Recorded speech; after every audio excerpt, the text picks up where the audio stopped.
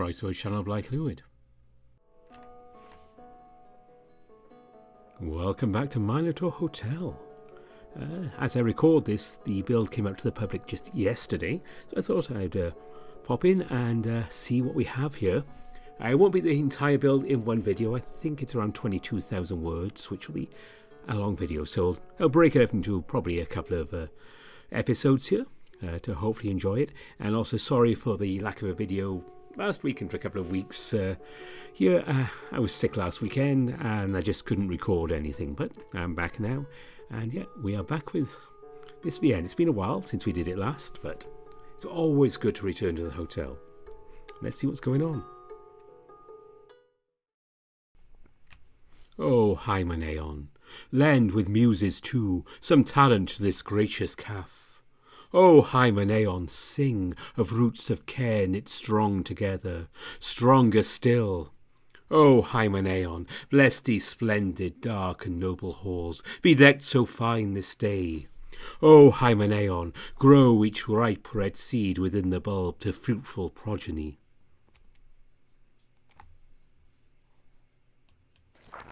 O Hymenaeon, grant for every past and happy year to them another 3, and 3 again as each does pass. O Hymenaeon, keep our fruitful core with our Lord of many joined in joy. O Hymenaeon, hail and celebrate their wedding day. O Hymenaeon, warm these hearts.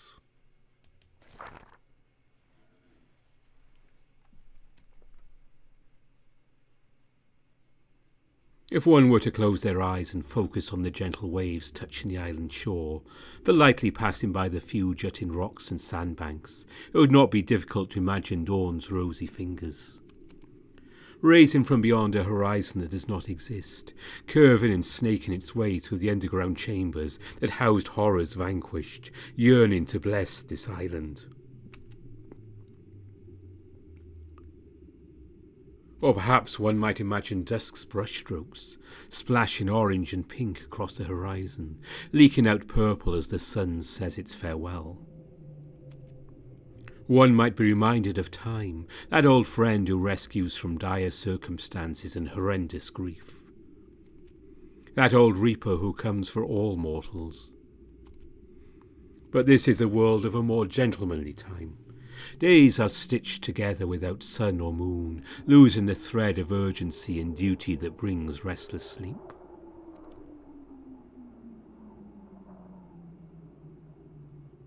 Having awoken for his beloved, the Minotaur sits outside with his lyre and ponders. With thousands of years of muscle memory, he polishes his nose ring with the hem of his chlamys. Oh, how his stars shine and reflect on that beautiful thing. His bracelet, gifted by his father in happier times, mined by over a dozen able-bodied men in their colony in Thera, under the shadow of that frightful volcano, then worked by most trusted smiths of the east of Knossos in Malia. How many farmers and shepherds worked to feed them, and how many sailors to traverse the Aegean Sea back and forth with supplies and goods. How many goats and cows for their cheese, how many acres of land for their grain. How many women to weave the fabric for the clothes they wore, how many carpenters to build their looms, how many pelts for their winter clothes, and what about the smithing of their tools? How many hours, how many lives to place such a heavy burden on the child who still lost his toys every other week? A boy who, even without the gift of his sire, would not have taken long to outgrow such a thing. But he was still wearing it when he was taken to his first labyrinth, and from then on it became a memento of his home.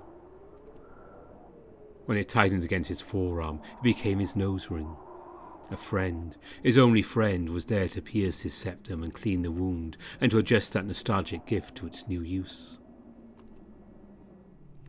His nose ring, stained with his blood once from that day, and again on his last. It did not follow him to Hades, but it was pulled to this realm, along with the labyrinth and everything his Icarus blood stained. But that is in the past. From his ring he raises his gaze to his palace, his underground, his stars. His world, born of his vision and whatever power and evil decided to break and leave behind. What an imperfect world. But he made good work with what he was given. He gives his ring one final look over, before raising it to his nose. For a moment he hesitates. At the back of his mind a thought flickers. Should he ask for Leo's approval? But the impulse dissipates before it can even be put to words. The ring clicks into place.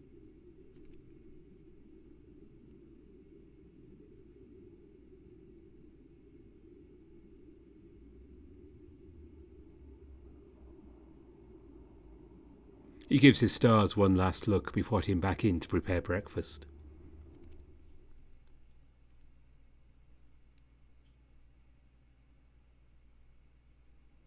A string of vapour rises from the coffee Asterion gives you. In this dark, cold and peaceful world, it smells like life itself. Not a hint of burnt beans. And the sight is enjoyable too. The Minotaur makes no attempt to hide himself from you as he struts back to the kitchen to bring breakfast. Is the coffee to your liking?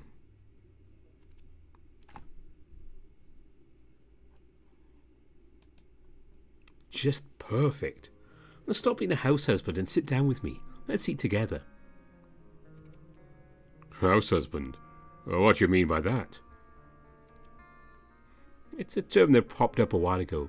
It refers to a male partner, a husband if you will, who takes care of the house and the kids, cooks meals and does chores. He returns from the kitchen with a matching fried eggs on toast and bowls of figs. Like a housewife, but for a male. Ah, I see. You dislike the notion of me being a house husband. I didn't say that. I just want your attention on me instead of on the food. But what if I enjoy cooking and tidying up our home for you? I always thought it seemed romantic. The idea of a partner who tends to the home and hearth, who makes it come alive. Someone who dresses up as a treat for their partner. Would you like it? Is that why you're dressed like this? Perhaps. I might have expected a bit more shyness out of you, but that's not a complaint, far from it. As he sets down your plate and walks past, you run your hand along his hip and back. You're damn handsome like that, and it is to my liking. But I'll be happy with whatever makes you happy. Would it surprise you to know that I always felt fuzzy and warm at the idea of doing all this for a man? Always? Oh yes. And even more than this too. More? Well, 12. It feels so foolish and boyish to recount, but... Back concrete, we had this silly tradition, you see. We had no marriage ceremonies like there are nowadays. Or, rather, they were different. A while after proposing, the groom would show up at the bride's home in the evening and kidnap her. He would then carry her to his horse, and the two would ride off together to their honeymoon, while the bride's family pretended to chase after them, crying out for mercy. It was not a real kidnapping, of course. Everyone was in on the prank of the ritual. But, well... As a man, you'd well assume that I would dream of one day taking a bride for myself. But in truth, I was jealous of the bride. I remember that, even as a boy, I dreamed of being spirited away by a daring man. Is that strange? You're certainly big and strapping enough to do some of that kidnapping yourself, but more than that, you deserve to be swept up off your feet. Hooves. You hear his tail thwap his chair. Thank you. If only I had the strength to pick you up and carry you over my shoulder. I would enjoy that.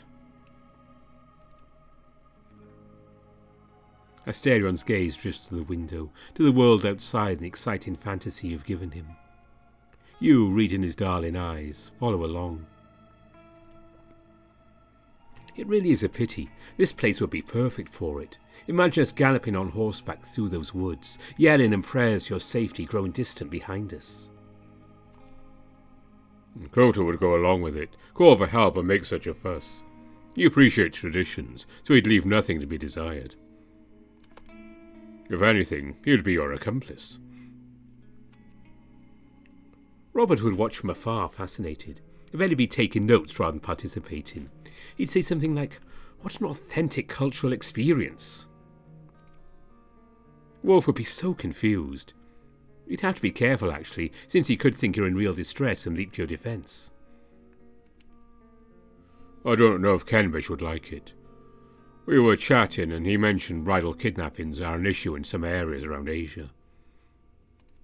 Perhaps it'd be in poor taste, even if one is in on the joke. Now, when it comes to Luke, he'll be so jealous.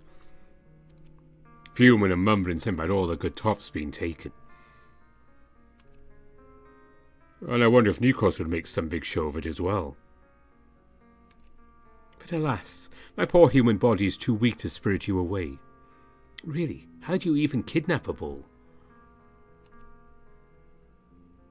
Well, willingly. You could draw me by a nose ring wherever you beckon, and I would gladly go. You could order me to reveal the underground secrets, play my lyre, lay every affection on you, serve your every need. I would have to obey. I would be at your mercy. I would have to hug and kiss you as many times as you demand. Warm your bed, cuddle you to sleep, greet you in the morning with, something like that. You know, it's not really kidnapping if you're literally asking for it. It's just, going on a walk and role-playing. But it would still be fun, would it not? Sure, I can reveal many secrets to your lordship. I thought we were staying in and watching The Lord of the Rings director's cut. Oh, we can do that later today. Can we? It's pretty long. Well, tomorrow then. All right. If it pleases you and if you so insist, then obey my command, show me the underground secret, lullaby me with your lyre, treat me exceedingly well. At once, my king.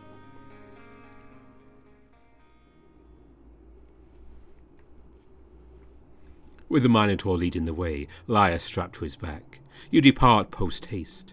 Your footsteps, the swaying leaves, and the breeze as it whistles through the lyre bring life to this old place. The underground belongs now to the realm's two masters. 'Tis your most sacred home, and no visitors are expected. Asterion's shame has been cut at the root. He wears only his chlamys and underwear.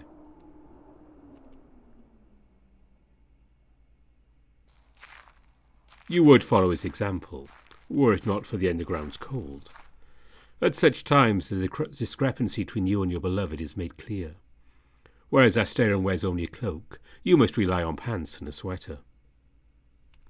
Past the palace, past the watchman's cottage, then taking a right turn in the middle of the sepia woods. Together you dive deeper and deeper, towards the meadow of dark trees, towards the towering darkwood that bears the weight of this world.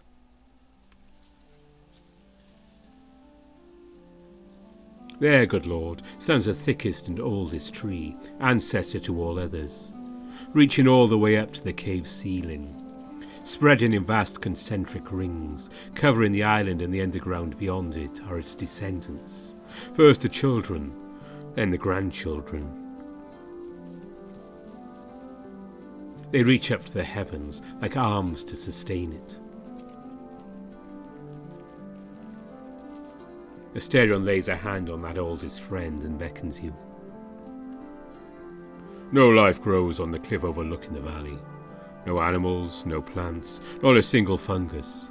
Even disease, that undying evil, cannot escape that command. All because of a contract once established, written by me, signed by a master. The one exception being the flowers and trees around Hades' statue. Indeed. The statue, the shrine for Lord Hades, stands above our man-made rules. This cave was once inhabited by frightful things as well. I had the contract amended so it would enjoy the same protections as the hotel. And yet here we have this ring of trees, quite unlike the artificial ones you constructed. Exactly. He scrapes his fingers against the bark. It sounds more like rock than wood. This is a relic of Hades' underworld. We called it Nyxwood. It was Queen Persephone herself who created the first of its kind, as a gift of courtship to Lord Hades. A gift to him, his realm, and his people. The Nyxwood trees, that need no sunlight to prosper, became the very columns sustaining the underground ceiling. Their gift, however, does not end there. Those under Lord Hades' service, who received his consecrated vestments. The Minotaur lays a loving hand on Echlamis. Were able to use arms made of Nyxwood to thread the needle between corporeality and intangibility. And what does that mean? Watch my demonstration, but stay where you are. Asterion takes his wooden lyre in his hand, closes his eyes and touches his forehead to the bark. He blurs before you. A fog seems to seep out of him, and the texture of the bark can be seen through his body. The Lyre and Echlamis fade faster. While you can still see Asterion's vague silhouette, they faded completely and perfectly. These two old warriors remember the commander's orders. They obey with pleasure and honour. As quickly and suddenly as before, Asterion displaces the air around him and takes shape again. Nyxwood allowed the shades of the dead to become material, to have a body for a brief period of time. It's what made us capable of fending off invaders. However, given that I have a body in this realm, it made it possible for me to revert back into being a shade. I suppose it works both ways. Should I be careful around these? Well, not at all. Nyxwood is perfectly harmless. It only has this effect on those inducted into Lord Hades' service, and they must also bear the vestments of their position, which is why I brought my Echlamis. Even then, it takes some practice. Dealing with the fate between life and death can be a finicky thing. He places a hand on the great Nyxwood again. This time he retains his physical form. Once I was promoted to the Royal Guard, Her Majesty awarded me a bow made from the core of a Nyxwood tree. It was broken when I was taken to this realm, but, in truth, a Nyxwood neither lives nor dies. It is closest mineral in nature, and if given the appropriate conditions, it will grow back from a single branch. I found the perfect environment here and planted a shard of it. It thrived far more than in my wildest dreams. It is just as Her Majesty said. Let it become a pillar of this world. Let it become a stalwart companion, a friend eternal, beyond life and death. Asterion turns to you, bracing against the great tree. As he lowers himself to sit, he scratches his back on the bark.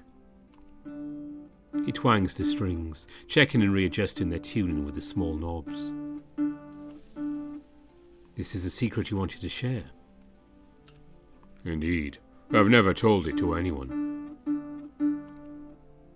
The Minotaur cradles the base of the lyre between his legs and tests the strings against each other. The first and the fifth, the second and the sixth. Many well-liked and well-trusted people have seen and lived in this underground island, but none among them ever learned about the Nyxwood's true nature. He pauses on an unruly string, never content to keep its place and size.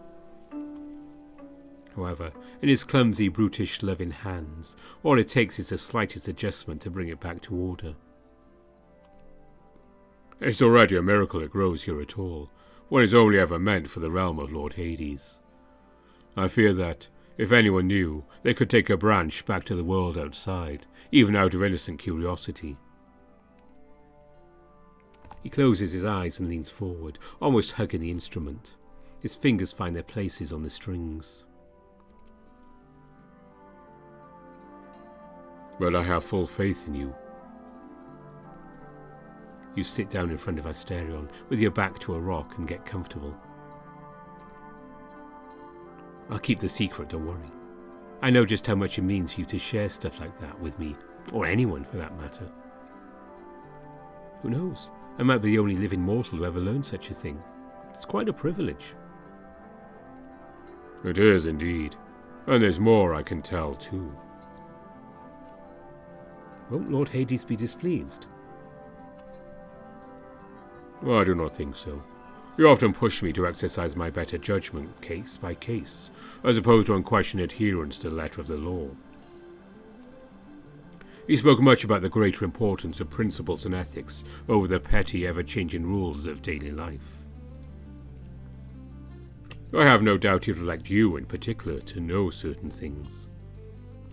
For instance, the real story of how he met his queen, Lady Persephone. I ever told it to you? I don't think you did, no. At least not in any detail. Asterion's ears flutter, and his tail thumps the ground. His eyes are like suns in this dark underworld, eager to gift you all the light they hold. I've heard many versions of it over the centuries, from travellers, scholars, even parents and their children. The accounts vary on the details, but the core remains. Aegis-bearing Lord Zeus, chief among the Olympians, was seeking a husband for his daughter, Lady Demeter. I speak of slender-ankled Persephone, a bright and cheerful young lady who spent her days giving names to all plants under the sun. She was the apple of her mother's eye, a great source of joy and love. Lord Zeus, in his wisdom, promised Persephone to his brother, Hades, Lord of Many. At once, he rose from the dark underworld on his chariot and spirited his niece away to his realm, where she became his bride. Her mother, who had not been informed of this dealing, went into a maddened grief. She roamed the land as a crone, as if forgetting her own identity as a goddess, and her pain only grew. She was pushed to her limit, and once the pain became too great, she spread an unending winter upon the world. A winter that would not relent, which would not let down, lasting decades and decades. It threatened all life, which would end the offerings to the gods. Left with no choice, Olympus commanded Hermes, son of Maia, to go down to the underworld and inform Lord Hades about Lady Demeter's grief. The underworld's ruler allowed Persephone to leave, but in a moment of trickery made her eat a few pomegranate seeds. In doing so, she was bound to the realm of the dead, and had no choice but to return for part of the year. The light in Asterion's eyes grows stronger. This is how the legend goes. But I knew Lord Hades and Queen Persephone. In fact, Her Majesty never tired of telling me how it went, of details no mortal could know, and no muse saw fit to inspire into words. It is true that Lord Zeus offered Lady Persephone to King Hades. She was a child then, not yet even a proper woman, and her father was in a hurry to find a husband as soon as possible. Some gods grow from babies to children overnight, or others demand decades, if not centuries, to become adults. Lady Persephone was among the latter, being a child in body and mind back then. Lord Hades knew this, of course. Even by the standards of the time, which was to wed girls early, it was far too soon for Lady Persephone. Any would agree that it was a premature betrothal. But Lord Hades learned that, If he were to refuse, Zeus would offer her instead to Ares, god of war, who was known and reviled for his violent intensity and perversity. And as Lord Hades told me, if Ares refused, then... He was afraid that Zeus, her own father, would take her as his lover.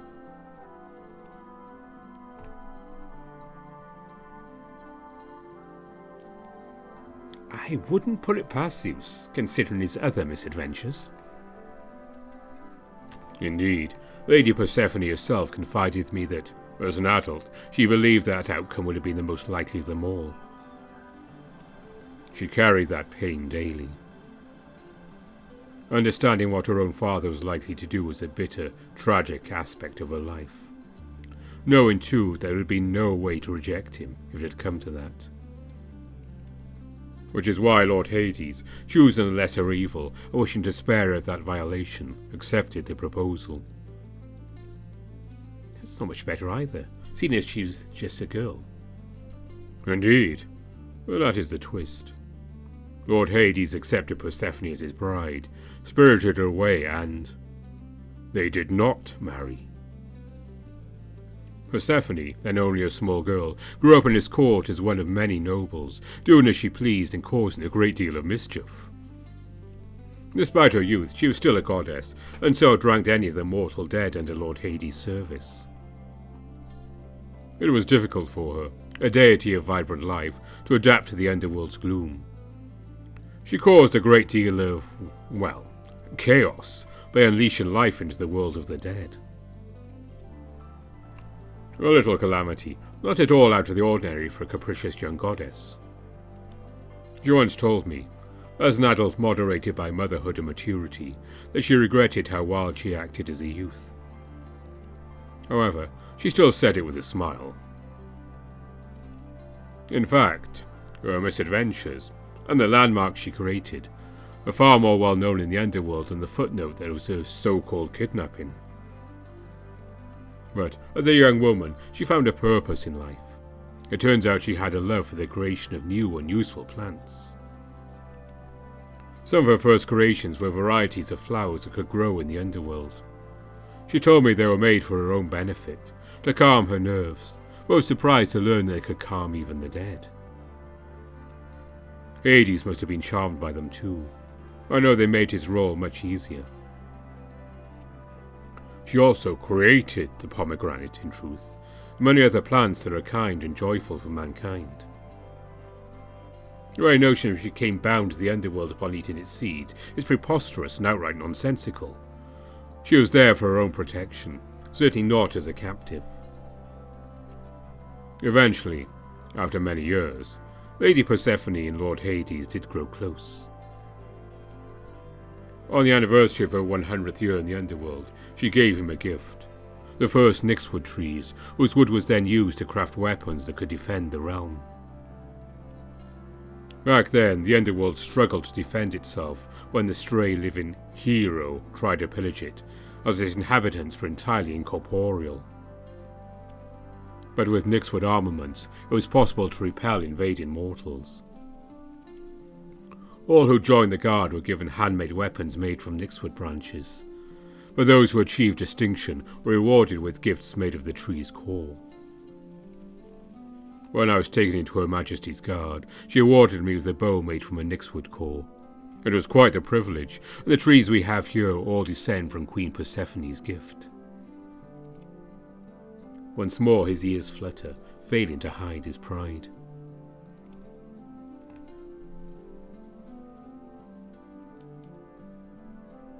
Anyway, back to the story.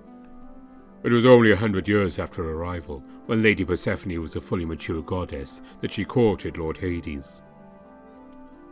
Their courtship was brief by the standards of mortals, lasting only a few months.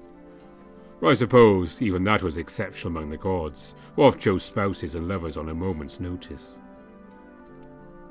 They fell deeply in love and had dozens of lovely children. Huh. But they were still related. The gods are like that. Zeus and his wife Hera were brother and sister. They were no strangers to incest. What Lord Hades told me is often encouraged among themselves. To take a mortal as a wife or husband was often grievous, as they lived for only so long. His ears flick, and his fingers only barely hiccup on those last words. For only so long. Before you have a chance to address anything, before he has a chance to hear out his thoughts, he begins again. Regardless of that, it was believed that birth in demigods was an ill omen of the worst kind. Not that any of this ever stopped Lord Zeus from sowing his oats. Incidentally, Persephone's mother, Demeter, did inflict a grievous ice age on the Mediterranean. By then, Queen Persephone was an adult, and there was no risk of Lord Zeus doing anything irreproachable. Despite what the stories tell, she was able to visit her mother without any difficulties. Things ended well. For a few decades, Queen Persephone spent part of the year with her mother to make up for lost time. But once she became pregnant with her first child, things changed. I was told Lady Demeter still held resentments towards Lord Hades, but they were happy. I always did find it romantic, that in truth Lord Hades was an unwilling captor, not all keen on taking Queen Persephone as his bride. What are you telling me? Imagine some amount of subterfuge was necessary. A century keeping up appearances, in a way. Exactly. Lord Hades, in a way, became a captive of his own plot. While young Persephone enjoyed the happiest and safest childhood he could provide, for that whole century he refrained from seeking a partner. Though, of course, things were hard for Persephone, too. The transition from the world of the living to the underworld is not an easy one. Least of all for a goddess of plant life as herself, to be deprived from the light of the sun for most of her youth. Still, there is beauty in it, no? That fate would push them together in grievous circumstances, ripe for all sorts of disgrace and evil. And despite it all, they eventually did find love, carving a righteous path together. Life seldom gives us a single perfect thing. The natural state of being is bemired in brokenness and doubt. It takes a dear kind of good to make jewels and life out of dead soil and harsh rock. You've done pretty damn well yourself making all this good around here. Asterion huffs. Even with the pride in his smile, he blushes. Thank you. But I could say the same to you, my King of Kings. We have accomplished much together. The Minotaur takes a moment to get comfortable, remove his cloak, straighten his back, adjust the Lyre's hand strap and positioning. From then on he does not stop playing. He must, after all, obey your command, and soothe you with his song, although it must not be forgotten that yet another thing was asked of him. You gaze at him, every dear and precious part of him. You feel his thoughts, emotions, dreams and hopes. You look at him, seeing beyond appearances, legends, and the lies of contracts. And he looks at you, eyes filled with thousands of years of warmth, and through tears that will not fall, in a voice that will not crack, he whispers. Seldom have I known someone who's so enamoured with my lyre playing. It's easy when I'm already in love with you. But you're already charmed by it long before we got this far. I recall how you looked at me during the night of the concert. You're like a siren, calling me away from a bloody ship into the sun-blessed shores of the Mediterranean. Not to my demise, instead to a world beyond war and grief, to a beautiful home in the unlikeliest of places. He breaks his gaze and looks down to his precious lyre, his oldest friend, lover he has until now jealously kept for himself. Tonight, he wants to change this into a different story. Leo, would you like to learn how to play the lyre? Yes, of course. I've actually been waiting for you to suggest it. Oh, I'm sorry for taking so long. I hope I did not come off as rude. This means more to me than you might have imagined. I have had a few students who wish to learn, but I never allowed them to play on my lyre. I am very protective of him, but if you want to learn, I insist that you do so on my lyre. What an honour! I can't reject your offer when you put it like that. Asterion adjusts himself, making space for you. Come closer. Sit between my legs. He sits back against the tree, letting you recline onto his chest. With his breath brushing against the top of your head, he rests the lyre on your leg. It is time you two became properly acquainted. My lyre's name is Chalice, and he's the oldest friend I have. He belonged to me when I was alive, and by grace and fortune I found him here by the foot of Lord Hades' statue. He did, though, age and decay for a while. I have assembled and disassembled him hundreds of times by now, renovating him with fresh materials whenever necessary. Very little of the original Chalice remains, but... The Minotaur leans back, till his horns knock on the towering Nixwood tree. My old bow, the gift from Lady Persephone, became this great tree. I used its wood to repair, restore, and eventually completely reform Chalice. Since then he has ceased to decay. For he, like my bow and this tree, is alive.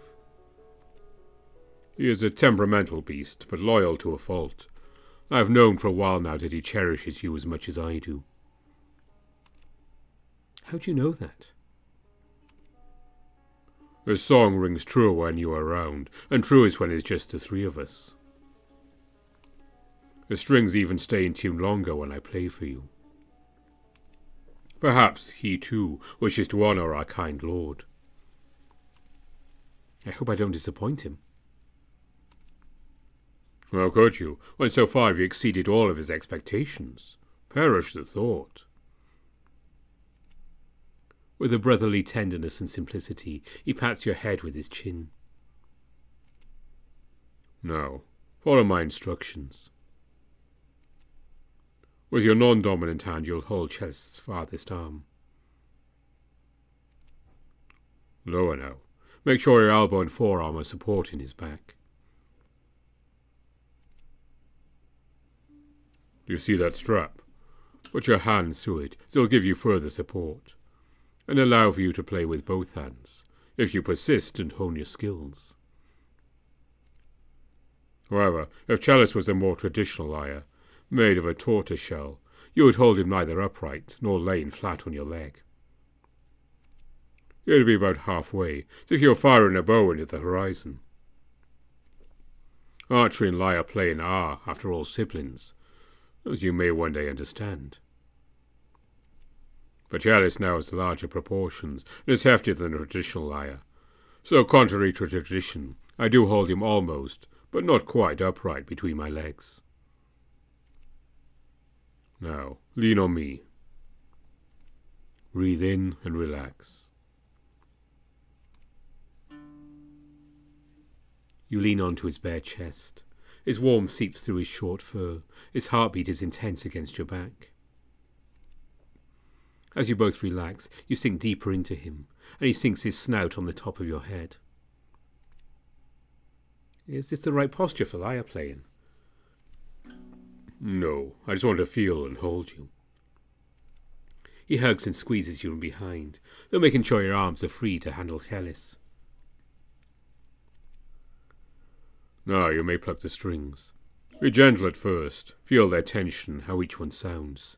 Give them a try. There's no mystery to it. Each string elicits a different note, going from deepest on the left to highest on the right side of the instrument. The string's tension is cosy and carefree, their texture gentle and kind, though a bit sticky as if it refused to let go of you without resistance. In this velvety world, under this towering tree, the sound does not go very far. Just beyond the bench before the Nixwood, it should be impossible to hear. But why would that matter? Chalice sings for only two, watching over these lovers as the Minotaur hugs and gives tender caresses to his man. Though there is a stirring, a huff of uncontrollable desire, even a kind of love-making between the three of you, no thresholds are crossed. Oh, Chalice likes you. He sounds crystal clear. The sentiment is mutual. It's good finally getting so acquainted with him, after so long listening to your songs. You strum it back and forth, slow and fast, feeling how the cacophony of strings changes. Like a string near the bridge, it lets out a shrill whine. Do it closer to its middle, and it comes clearer. Then, despite the dimness, you notice a dark mark at the middle of the strings. Asterion catches your gaze. This is a bit advanced, but... He places a thumb on the dark mark, then strikes the upper part of the string with his index. The result is the same note, but an octave higher. A harpist once told me this is called a harmonic. It lets us play a higher note, outside the lyre's usual range, by cutting the string's length in half. You try and replicate the movement, but you struggle with the time and intention. It will come to you eventually, given enough practice. You need not worry about it now. Just enjoy Chalice's sound. But a high-pitched noise is what catches your attention. It is faint but close, and shifts when your finger brushes against the string. What's that sound? He is singing for you. What else? No, really, what was that? I'm not joking, Leo. When the wind blows by and gives him air, he speaks and sings on his own. Chalice is alive.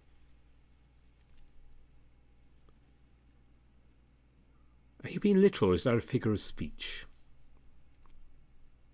What? You doubt a musical instrument could have a life of his own? I don't know. I guess a living lyre is nowhere close to the most fantastical thing I've seen since arriving here. He is alive, in much the same way that the tree behind us is. Were I to leave him here, in the dark where Nyxwood thrives, his arms and soundbox would grow tall enough to touch the cave ceiling. In fact, the only reason he hasn't grown himself a set of roots and branches is because sunlight, even indirect, inhibits it.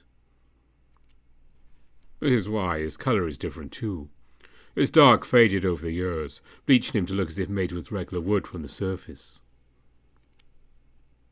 He used to be a virile dark stallion when I gave him this form, but the change in colour did not decrease the quality of his sound. Indeed, time has only made his wood mature further. You hug Chalice, and Asterion hugs you too. If you wish to continue learning, I can make a lyre for you.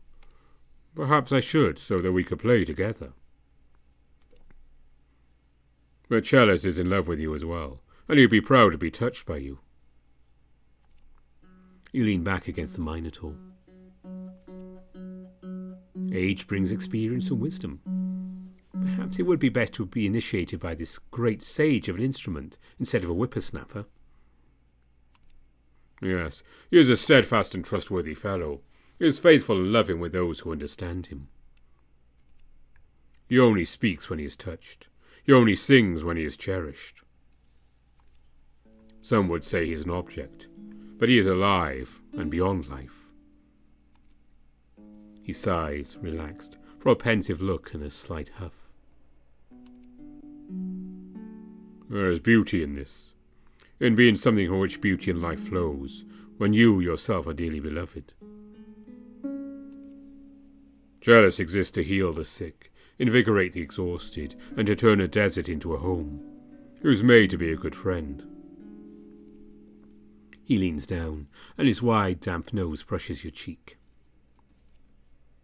For one such as him, to be desired and touched is the most blessed thing.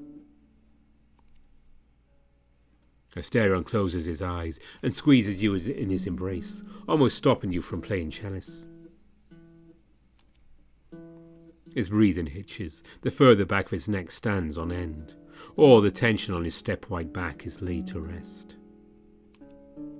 All because of you, good lord, the first and only to have earned this affection and trust. And though your position does not allow you to hug him back, you lean your head back to nuzzle and kiss his cheek. I wish this moment could last forever.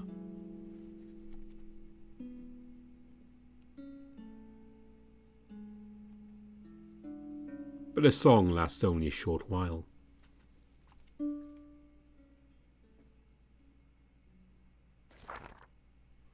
A muscle deep within, gainst nothing strains, runs wild, a writhing lack between my hips.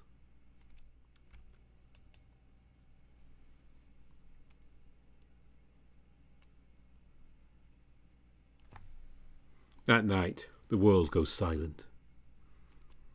The cold breeze trotting from unseen underground chambers and the water current lapping at the island shore shift away. The pitter-patter from the occasional rain dripping from the stalactites far above grows more distant, infrequent, and silent. Back at the palace, you open a window and look out. The temperature is pleasant. The air is crisp. As you look outside and breathe it all in, a fair compulsion takes control. You open the windows one by one and let the fresh air in. Halfway through, in the kitchen, you find Asterion following your example. The same air, the same impulse compels him. 'Tis one of those nights when ideas run around on their own, rushing by and coming in. And why not let them take control for a change, good master? You hug your beloved from behind and rest your forehead on his step-wide back, for setting out to help him prepare dinner.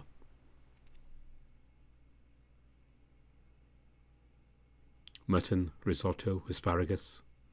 After dinner, you lean back on your chair with the aftertaste for company, still sipping the dregs of your drink. The delicious scents from the meal fade, leaving only the fresh breeze bringing in a number of scents.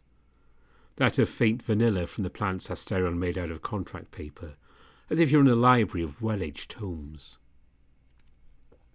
The only sound comes from Asterion writing in his notebook. You reach out, inch by inch, and brush a finger on his free hand. A new poem.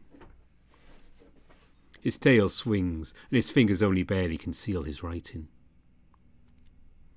I don't want to forget what a wonderful day today was. Oh? Is there something I can do to make it more unforgettable? Well, I appreciate the privacy we have had, but today I almost missed having more people around. I suppose I felt like showing off. You mean your amazing body? No, I meant us, together. Will you be this affectionate with me when you're back to the surface?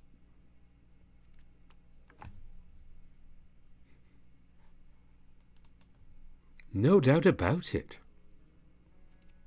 I won't let a day go by without reminding you how much I love you. That's just how things will be from now on, so the guys will have to get used to it. In fact, maybe I should get creative with it. Maybe there's something I can do to remind you even when I'm not around. What have you in mind? I could give you a gift, something you can wear wherever you go. Something classy to match your good looks. How about jewellery? Oh? Asterion squirms in his seat, ears fluttering, tail lashing out and hitting your leg. That sounds like a yes. You get up from your seat and move behind him, to wrap your arms around him and lay your head atop his, framed by his horns. You are my precious bull, handsome and gentle. Others will be jealous that I have you by my side. Isn't it only fitting, then, that I should adorn you with jewellery, so that others may know how much I cherish you and that you're mine alone? Isn't that something you'd like, little star?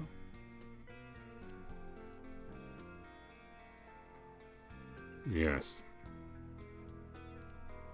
Maybe a golden necklace with an emerald.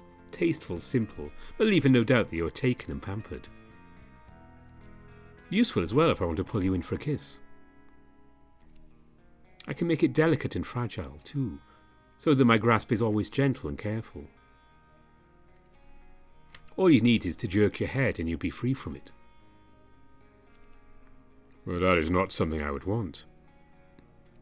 Exactly. Doesn't that make it sweeter? That you come to me because you want to, not because you're forced? Does the idea please you? He raises his head to nuzzle your chin, voice hitching. Yes. Or maybe a set of earrings. That'd be even more visible and harder to get lost among clothing. Just a few decades ago, it was common for men to use earrings as a sign that they're into other men. That you and I met, that we have such feelings for each other, that we were born with such leanings. Maybe we should celebrate and cherish it all. A ruby earring. Some will look at it knowing that you're in love with a man. And it's good that they know. You're not my secret. In our home, that is reason enough to celebrate. It'd even go with your nose ring. Do you like the idea? You ever thought about having an earring? Your hands, resting above his chest, he covers with his. I'll display it proudly for you. You want others to see it, right? That I am yours, my king. I want them to see that I belong to you, Leo. So do I. Although, I can see another option. If you like the idea of the earring, then... I don't know. It might sting a bit more than piercing your ear. What is it? Arms draped over his shoulders, you move your hands to tickle at his pink chest. He huffs.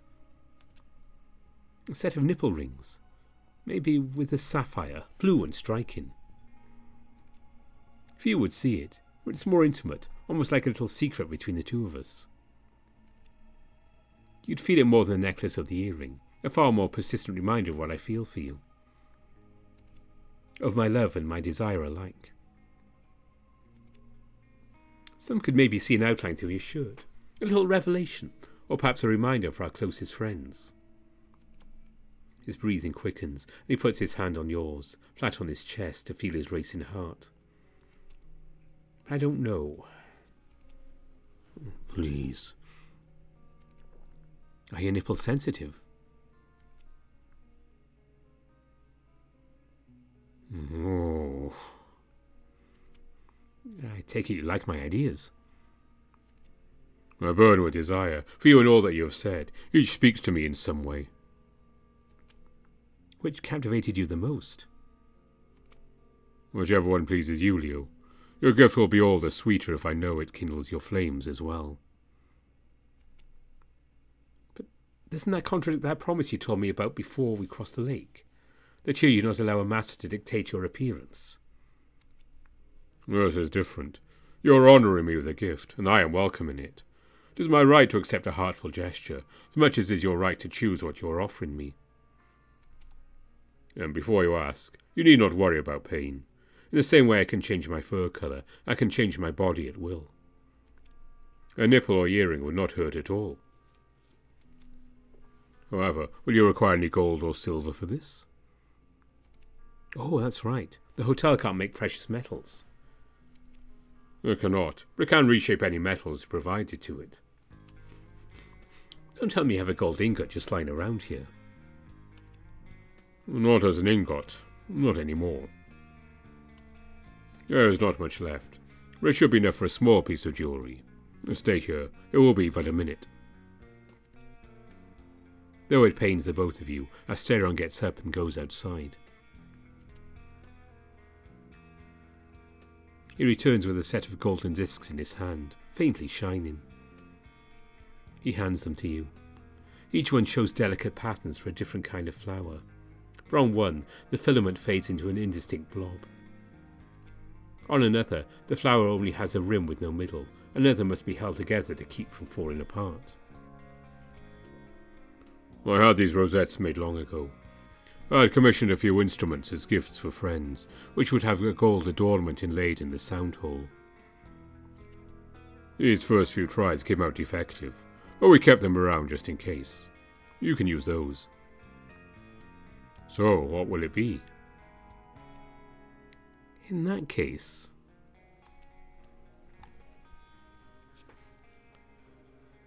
I think we'll go for the earring. It's a little more obvious to people. It sounds fun. You take the gold in your hands, close your eyes and hum that ever-familiar song. It's become second nature, the world flickering around you, the sounds gaining a velvet-like texture, that itch at the back of your skull. In your mind's eye, the gold is undone and unwoven. It becomes a single, fine thread, coiling and rising as if to look at you. For a moment it hesitates and resists against your will, trembling in your palm, as if the labyrinth was afraid of handling it. But your will is sovereign, and the metal must obey. You give it a new shape and purpose. It will exist as an instrument of love now, a durable token of your affection to Asterion. Fear not, you will be loved in your new nature. Whatever you were, whatever you meant, will pale in comparison to the love you'll symbolize. The last rosette disintegrates into thread, and you guide it into a spiral, coiling it around itself, from thread to wire, to at last, ring. You repeat the same process to form 3 more rings, and then call for the aid of Lord Hades, giver of the underground's riches. His gift comes promptly, 2 striking rubies. How foolish the gods were, forbidding only metals, when his lordship has so much to give. Olympus was always blind to him after all. They saw him only as the taker of lives, never the giver of well-deserved rest. They were bound to underestimate him. You open your eyes. Your gift is in your outstretched hand. Asterion picks them up with reverence. 2 rings with rubies, 2 without. You could wear 2 on each ear, or perhaps a little fashionable asymmetry. He brings a ring to an ear and closes his eyes, carefree as a girl braiding her hair. The world flickers for a moment, and without a drop of blood or pained wince, it's on his ear. With the same movement, in the same relaxed blink of an eye, all 3 rings are on his right ear. Like this, people should understand how certain I am that I love another man, as you said. I expect you to show them off when we're back on the surface. Do just as you told me to. Have no shame of me. He hugs you, nuzzling his nose on the top of your head before diving in for a kiss. You're the one who taught me to feel no shame. I will not disappoint. You lay a tender hand on the side of his head, cupping his cheek, bearing his weight, grazing his flicking ear. Like that, with his head leaning on your hand, you bring him into a delicate kiss. His tongue, usually so rough, feels skilled in this gentle darkness. More so with his hands pulling you closer by the shoulders. In his vast underworld of shadows, not one hides doubt, hesitation, or fear.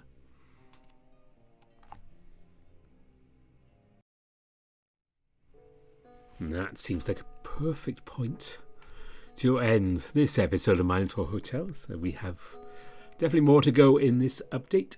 So I'll be going back to it probably sometime March or early April. We'll definitely return into Minotaur Hotel. And I know they will be working on their visual update. So that will affect a lot of things going backwards, which you won't see on the channel, only the new stuff with the visual update. As I'm not about to go and re-record some 27 odd episodes. I've kind of lost track at this point how many I've done. But yeah, that is happening as well. Something to look out for. And you can see all the older episodes with new art if you go and download it. Again, yeah, I won't be redoing those. That's a lot of work. Let's see what else I have today. Oh, yes, I do have the schedule worked out for the rest of February. I don't remember what it is offhand. I kind of slid this one in. Yeah, when I say it came out yesterday, I mean I have not read any of this. There's a few bits I cut out because mistakes, but I'm basically sight reading this whole thing. I have no clue what I'm about to say next. I believe we have some Chainier coming up, and I think some Spectrum Hybrids. I think that's seen us in February. And if I have time, I will do one or two other things. We'll see what goes on there. Yeah, that's it. And I do actually have a plan. I'll let you know now. But when I have time off over the summer, I plan to prep something for December. I know we're in February already. Actually, I planned this last December. I just thought I'd let you know about it now. So that's the plan for the summer.